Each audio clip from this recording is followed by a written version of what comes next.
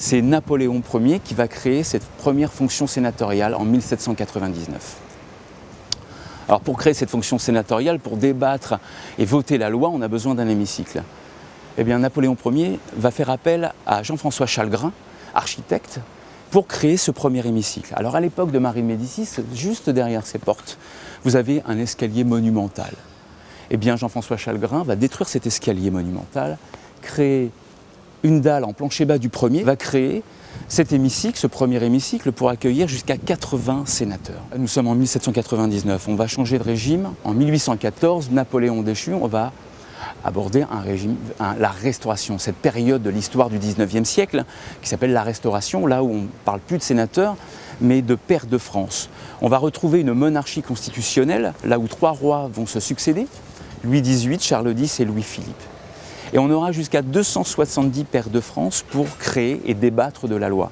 Le premier hémicycle créé par Jean-François Chalgrin, il est bien trop petit pour accueillir jusqu'à 270 pairs de France. Eh bien, sous Louis-Philippe fera appel à Alphonse de Gisors pour créer cet hémicycle ayant la capacité d'accueillir jusqu'à 270 pairs de France. Alphonse de Gisors prendra 31 mètres sur la façade sud des Jardins du Luxembourg, va créer cet hémicycle, plus la bibliothèque. Nous sommes dans la partie d'Alphonse de Gisors, l'hémicycle actuel, qui a été construit au XIXe siècle, qui sert toujours évidemment aujourd'hui. Alors les statues, ce sont de grands législateurs. Vous avez par exemple Portalis, qui est un des rédacteurs du Code civil, Colbert, qui était ministre de Louis XIV, et vous avez des médaillons dorés un peu partout sur les différents pupitres. Eh bien ça c'est la place d'illustres sénateurs. Donc vous avez représenté Victor Schœlcher, François Mitterrand, René Coty, Georges Clemenceau, et vous avez un de nos préférés, la plaque d'un de nos préférés, qui est Victor Hugo.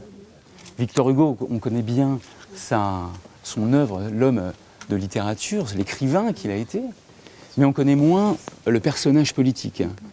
Alors imaginez, on va se remettre un peu dans l'idée et dans l'esprit du XIXe siècle. Imaginez qu'il parlait déjà, il était quand même déjà visionnaire, pas mal visionnaire, Victor Hugo, puisqu'il parlait déjà d'Europe unie, de monnaie unique, d'abolition de la peine de mort. Imaginez au XIXe siècle la tête que pouvaient lui faire ses collègues.